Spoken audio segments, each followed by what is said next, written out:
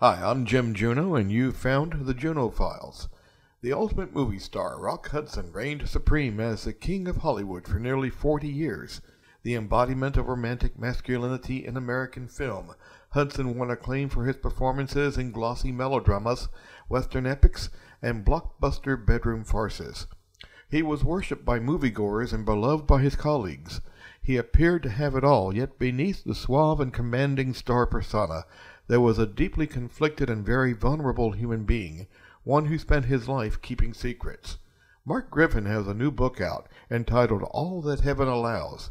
He draws upon over 100 interviews with those who knew Hudson best, including Carol Burnett, Joel Grey, Piper Laurie, Tab Hunter, Claudia Cardinale, Armistead Maupin, Jack Scalia, Arlene Dahl, and Robert Osborne. He joined the Juno Files for an interview to talk about All That Heaven Allows. I want to talk about All That Heaven Allows. And this, from when I was reading it, it looked like it was a very public story about a very private man, and that being the movie star and television star, Rock Hudson. Yeah, I mean, very much so. He was an especially private person, and it's interesting that he led such a public life. This is someone that came from very humble beginnings in Winnetka, Illinois, which is a suburb outside of Chicago, and had this burning yet unspoken desire to become a screen actor. Never told anyone, when he was growing up that that's what his intention was, even his closest friends at the time, one of which I interviewed for the book. And, through almost insurmountable odds, kind of overcame many obstacles and challenges to become not only a working screen actor, but for a time the number one box office attraction in the world, while he's, battling so many things, closeted sexuality, extortion attempts, blackmail. There may have been what we now would term sort of a stage-managed marriage to his omnipresent agent secretary, Phyllis Gates. And then later, there's the enormous challenge and tragedy of the fact that he contracted AIDS. So, yes, it is. He was a very private person, and I think one who, quite in terms of self-preservation, couldn't share a lot of his inner life or his personal life with those even closest around him, and yet it was lived out very publicly within the spotlight. And there's this duality of the person that we thought we knew from the screen, who's very suave and commanding and virile and strapping, and yet the off-screen person is quite different, somebody who's very vulnerable and sensitive and non-confrontational and very self-effacing. So it's interesting the contradictions that existed within this Rock Hudson. The one overriding message that I was able to discern from the book, it seemed, is that, except for a few rare exceptions, both people in the business and people out of the business seem to genuinely like the man, Rock Hudson, not just the movie star. Right. I mean, it's been my experience as a journalist, Jim, this is kind of really rare that you would interview over 100 people, which I did for All That Heaven Allows, and find that every single one of them found something redeeming or positive or affirming to say about your subject. I mean, I've never encountered that before. And so I think that's very revealing and speaks to this individual's character. And, we're covering a span of, I interviewed people that went to high school with him at New Trier High School back in the, early 1940s, right up to those individuals who were with him at the time that he died. And, they all said the same thing. They all found something meaningful and positive about their association with rock. So to me, that is extraordinary. I've just never encountered anything like that before. And you said, you interviewed hundreds of people, and from what I was reading on your website, this is a project which has taken about 4 years of your time. And 4 long years, Jim. Yeah. Was it hard? Was it hard for the people to open up at first? I think I was really fortunate in that people had retained such affection and loyalty about Rock that it was not difficult for them to talk to him, not difficult for them to talk about him. Whereas if I had been writing about this sort of dictatorial tyrant, I think that would have been a different story. That may have encouraged people to clam up and be tight-lipped. Mm-hmm. But in this instance, they had so many stories to tell that were redeeming and that were positive that I think that sort of made them eager. And I think a lot of them had been saving up these anecdotes for, 40, 50 years in some cases. So that was very rewarding. And I really made a concerted effort early on because there had been previous books and documentaries written about Rock. And why not? He's endlessly fascinating. But I said, if I'm really going to do this, I'm going to take that deep dive and really examine this very complex life and remarkably durable career. So I said to one of my assistants, he made over 60 feature films. So I said, we started this in 2014. And I said, this will be challenging, but I'm determined to find at least one individual, whether they worked in front of or behind the camera, on every single one of these movies or the 3 television series that he was associated with. And of course, as you can imagine, that did prove to be a really monumental task. But I think we did very well, actually, surprisingly so. And at times it did feel like we were capturing this history, this eyewitness testimony, sort of in a nick of time before the golden age of Hollywood generation was no longer here to tell the tale, sadly. Yeah, one of the people you were able to get hold of was Doris Day, and I bring her up merely because of her recent passing. But even then, there was a person who was one of his best friends. Right. I mean, even today, nearly 60 years after Pillow Talk was released, if you say the name Rock Hudson, more often than not, the next thing people will inevitably say is Doris Day. They're just sort of that inextricably linked with one another in the minds of the public.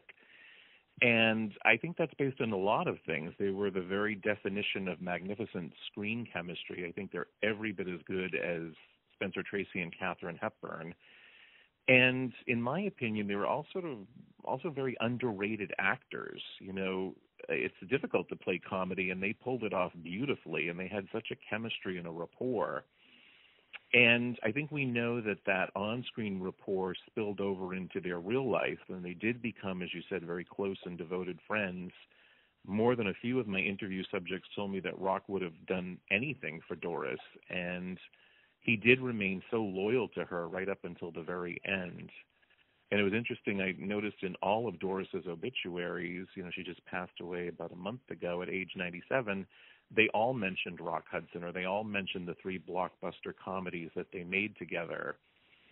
So I think that's a screen team for the ages. Those movies are just going to live on, and they hold up. They're still entertaining and delightful, and the two of them, their banter is just hilarious. Another thing that struck me from reading your book is that, like you said, the man was not just living a contradiction, but a lot of his characters on screen were also almost an extension of that life. Yeah, it's interesting that you pick up on this, Jim. So many of the films, I'm thinking of the cult favorite Seconds from 1966, which is directed by John Frankenheimer. That can also sort of today be read as sort of an autobiography in code, if you will. This is about the consequences of sacrificing your authentic identity for sort of a cosmetically manufactured one. And I wonder if one of the reasons that Rock was so attracted to that project and that story was because that it is, in essence, his own transformation story. It's this Faustian exchange that went on, in order to achieve this incredible international stardom that came at a really steep price for him. And he had to sacrifice so much of who he was and authentically was. Even the book's title comes from Douglas Sirk's brilliant and masterful melodrama, All That Heaven Allows, which was released in 1955. Right. And even that film is about, the consequences of what happens when you engage in a relationship that polite society doesn't condone or finds unconventional for whatever reason. So this sort of cropped up quite a bit through the book. It was an interesting thing to explore how many of the movies kind of focus on this duality or this sense of the split self. And he also and I have, there's no escaping the near the end of his life what he had to go through, not his choice. That's one of the great tragedies of this man's life is that even at the end he didn't seem to have control over his own life with the people in his personal life, the messages that were coming out when he was in the hospital. I mean, did you get the sense that it must have really been the agony for him, not just physically, but mentally? Yeah, I'm sure it was, extraordinarily exhausting to have to please everyone. That, he had a very colorful and larger-than-life cast of characters surrounding him. I think I say in the introduction to All That Heaven Allows, the atmosphere at the castle, which is what they called Rock's sort of sprawling Beverly Hills estate, it was kind of circus-like or Fellini-esque towards the end. You have former companions, that are suddenly cohabitating with newer boyfriends.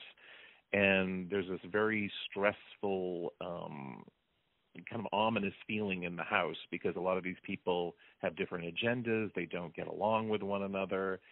And it's sort of like the ultimate chess game. They're all trying to get to the king, who in this case was Hudson.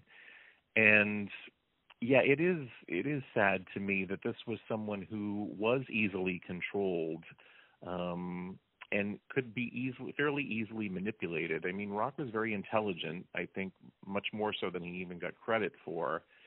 But I think based on his upbringing, the fact that his biological father had deserted the family when he was a little boy, and that his stepfather, whom the mother remarried later, was alcoholic and abusive, I think that set the stage for, unfortunately, how Rock tended to deal with people in his life.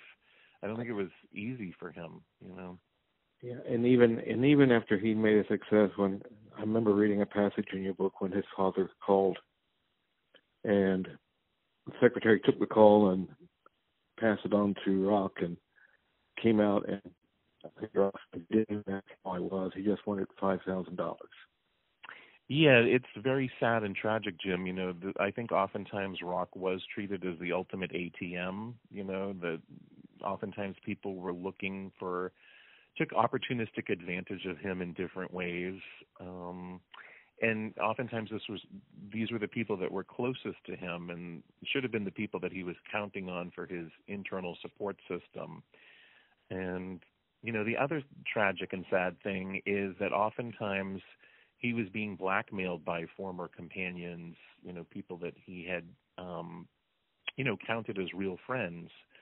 And it was a different era, and it was a scary era. This was a time when if Confidential magazine published a story that exposed your private life or exposed your, closeted gay life, your career would be shattered. That would be the end of you. The studio that you were under contract to would disown you. You even married Phyllis Gates.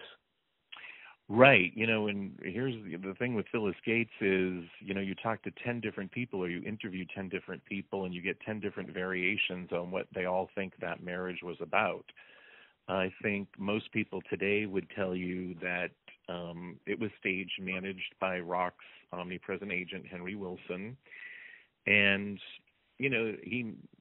I think at the time they would have done something like that, Rock's handlers, the studio, because they knew that if the public got wind of this, that was it for him. The King of Hollywood would sort of be over. So they do find it's Henry Wilson's secretary, and she's sort of heaven sent, like direct from central casting in a way. Who better to be the consort to the king than this 30-year-old, fresh off the farm, young ingenue from Dawson, Minnesota? She's even a former Sunday school teacher. And she's kind of pretty as any would, very sweet and unspoiled girl next door kind of persona. So she's perfect for Rock in a lot of ways. But the reality is, as I say in the book, she said 2 years after Rock's death, she published her own memoir. And she would have had us believe that she, although she was working for Henry Wilson, she had no idea that Hudson was gay. And even extras and bit players who worked at Universal sort of knew the score about him. So I do find that kind of difficult to swallow. That really struck me as how can you be married to a man and not know he's gay? But that's like you said, people used him. Mm-hmm. And that was one of the tragedies in his life. And as you also said, it was an open secret. I mean, people like Elizabeth Taylor and people like Doris Day, I believe John Wayne even knew he was gay and had no issue with it. Right. Surprisingly, you would think the arch conservative would have, taken umbrage. But when they made The Undefeated, by all accounts, the people that I talked to remembered that they actually had a good rapport. They would play chess together between takes and that sort of thing. So it certainly gave me a sort of a renewed take on John Wayne, the Duke. But yes, I mean, it was an open secret in Hollywood. I think, even as one of Rock's companions, Lee Garlington, told me, even extras and bit players knew what was going on. So for Phyllis Gates, who's working for one of the most influential and important power brokers, namely Rock's agent Henry Wilson, how could she not know? But she does take that position in her memoir that she was sort of duped and manipulated into this sham marriage without her participation. Now the book is being made into a motion picture, I hear. Congratulations. Thank you, Jim. It's very exciting, and it's not something that I would have foreseen in the 4 years that I was kind of, shackled in the basement working on this, And I think we're going to be in really good hands. Greg Berlanti is producing and directing, and he has a terrific track record. He was responsible for the sleeper hit Love, Simon, which came out, a year or so ago? Mm-hmm. And then I think we're going to be graced with the presence of the Oscar-nominated screenwriter Richard LaGravenese, who has an amazing track record in the business. He wrote The Fisher King and The Mirror Has Two Faces and Behind the Candelabra. So I think, this is an A-list team that Universal, ironically Rock Studio, who's producing this, has put together, and I think it's going to be a fantastic biopic. I'm as excited as anyone else to see it, really. Oh, fantastic. Well, thank you again, Mark, for doing this. I really appreciate it. I don't want to keep you all day on the phone. I could talk forever about old movies and stuff, but I really appreciate you doing this for me. Oh, Jim, it was a pleasure, and thank you for the support. We really appreciate it, myself and the team at HarperCollins. So, no problem. Thank you. All That Heaven Allows, a biography of Rock Hudson, is published by HarperCollins and is available wherever books are sold. You can also find Mark Griffin's website at markgriffinauthor.com. For the Junot Files, I'm Jim Junot.